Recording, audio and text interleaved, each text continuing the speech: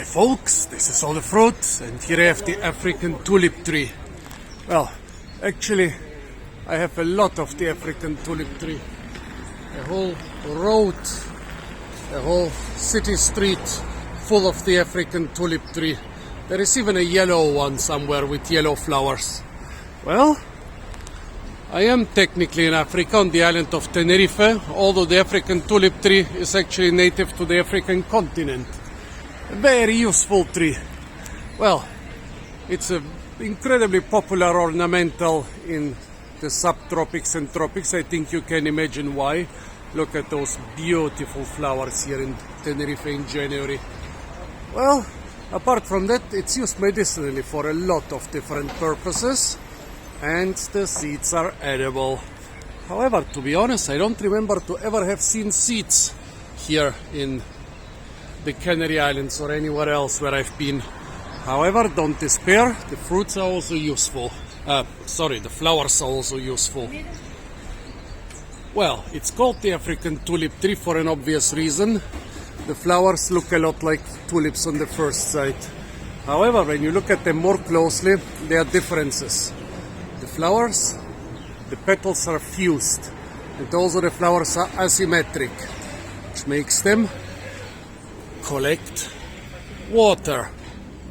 Well, funny, we had some heavy rains this morning and still just a few drops, maybe because the winds were quite strong too, but look here, lots and lots of water coming down from those two flowers. Well, the African tulip tree, and specifically its flowers, are a very important survival plant. Because, imagine, well, it rained this morning, but the ground is already dry, and it was quite a heavy rain.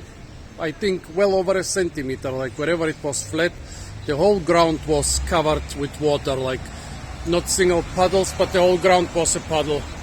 Of course, you cannot use this water because it's dirty as soon as it touches the ground, and also it's gone within a couple hours. However, in the big flowers of the African tulip tree, the water usually stays fresh, except if some bugs or other things drown in it. As you can see, such an African tulip tree can hold quite a lot of water, quite big amounts of water. If you can get out like 10-20 milliliters from every single flower, well, after a couple dozen flowers, you'll have quenched your thirst. Well, funny that most of the water is already gone. Amazing. I thought that like 5 or 6 hours, no, yeah, actually about 5 or 6 hours after the heavy rain, there would be more water in the flowers. As I said, probably it's due to wind or something. I don't think it all evaporated. But anyways, yeah, a very useful survival plant. Very useful plant in areas where fresh drinking water is not readily available. Very useful for survival situations. Very useful for natural disasters, because usually the first thing that goes after a natural disaster is the water supply. Especially if you have a flood, you think you get a lot of water, but no, you get a lot of dirty water. Suddenly the water pipes don't work anymore. Nobody can get you fresh water except for the African tulip tree. Beautiful tree, incredibly useful for so many things. Funny, there was so little water in there. I think I should have made the video a couple hours earlier. I would have gotten a lot more water out of it. But anyways, enjoy this beautiful tree, folks, like the people of the city of Santa Cruz are enjoying a whole street full of it. If you are in a survival situation and see the flowers of the beautiful African tulip tree after rain, well, come and get some water from the flowers.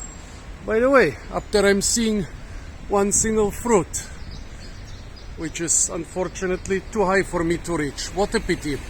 So folks, yeah, this was the African tulip tree, a little bit of a fail. I didn't get a giant amount of water, and I didn't get a single fruit to try the seeds, but still Stay tuned for a lot more fruit videos from the beautiful, well, I said this maybe 1,000 times already, from the beautiful island of Tenerife.